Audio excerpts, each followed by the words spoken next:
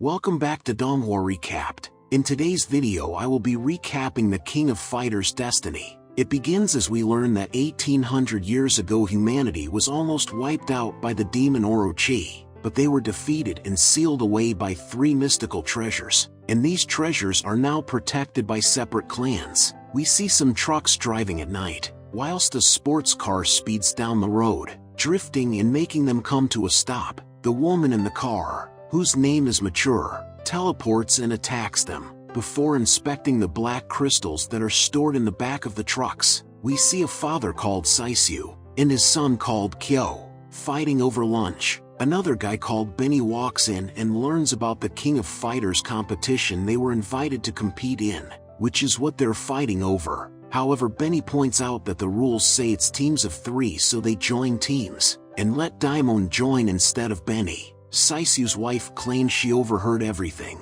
saying that he isn't going anywhere, so the other 3 boys make a run for it. They go to the airport, and Benny hits on a girl, but she is in a rush. Some luggage almost falls onto a little girl. However, a guy named Terry saves her. He walks off and visits a grave which belongs to his father. 10 years ago, on Terry's birthday party, his father's brother, Geese, demands that he gets the secret scroll and threatens his children, so they agree to fight. They head outside where an epic battle ensues, with the father summoning a special power and sending his opponent flying.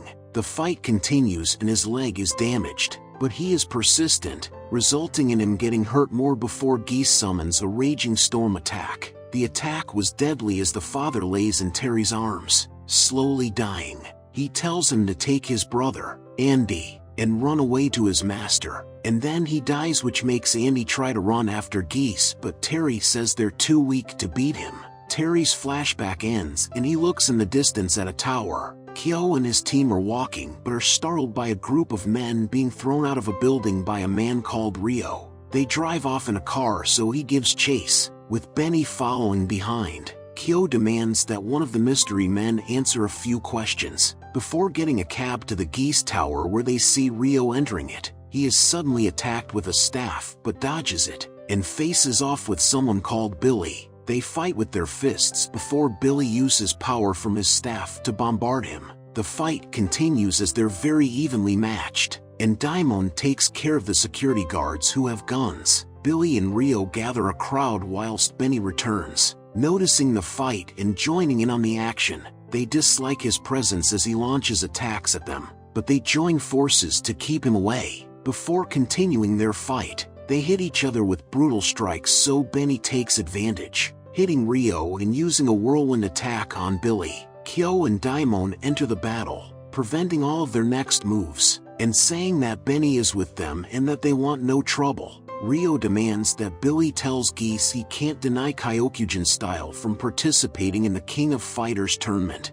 and then speaks to Kyo, saying that he has heard a lot about him being a genius fighter. He also knows about Daimon but isn't aware of who Benny is. In the tower at night, Geese tells Billy not to bother Rio's dojo anymore and then gets a phone call. And underground we see a man looking at a board with Geese and other people on it. The group walk to Rio's dojo, where he sees a guy called Robert sprinting, saying that his daughter Yuri has ran away. He shows him a video of her saying that she is going to compete in the King of Fighters tournament. Benny takes the phone and notices that Yuri is the girl he bumped into at the airport, and says that he would be able to help find her. And Kyo asks if Rio knows about Terry, but he says he doesn't. Terry sits in a nightclub and a beautiful woman called Angelina approaches him. They introduce themselves to each other, and she seems very attracted to him, mentioning that she believes she has seen him before, and then revealing that her father-in-law owns the club, and that his name is Geese.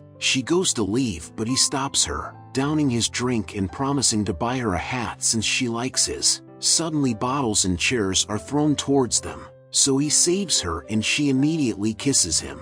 Everyone runs as the guy making a racket is attacked by the guards. However, he easily defeats them and Terry helps him. Leaving the club with him, he introduces himself as Joe, and suddenly they're attacked by another person, but Terry is able to dodge all of the attacks as they engage in a fight. Realizing that they're brothers, Andy says that Joe is here to help with their revenge plan. and is impatient since he wants to avenge his father as soon as possible. However, Terry tells him to have some restraint, but he doesn't listen. They're startled by a truck that belongs to the Geese Tower. After a night of drinking in the dojo, Kyo says that they will update him about Yuri as soon as possible. Terry drives the truck as Joe messes around in the container. They pass through the security check, but it doesn't remain peaceful for long as the trio jump out of the truck. Billy's guards attack them, but they're no match for them as Joe and Andy prove to be a hard team to beat, leaving Terry to face Billy one-on-one.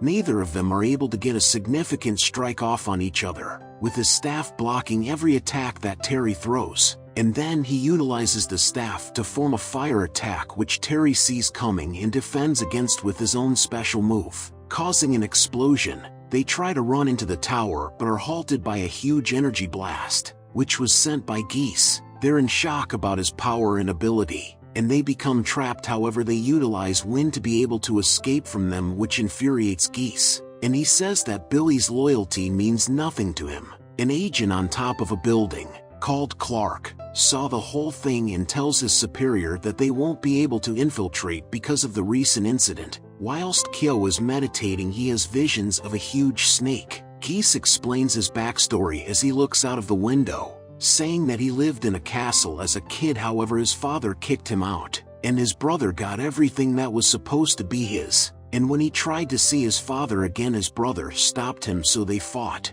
and his brother got the upper hand. Geese demanded that he kills him or he will kill him in the future, but he refused, telling him to get lost, so he left. And his anger boiled. He traveled everywhere to find a mentor. He trained for years, but his training partner, who became like a brother, was set to receive the secret scroll from their master, so he battled him. But he was no match for his brother, who wanted things to remain peaceful. He launches one last attack but is neutralized and told to leave just like last time. So once again he swore to kill him and get his revenge, finally understanding that true power isn't gained unless it is taken forcefully, leading to him going to his brother's house to get revenge.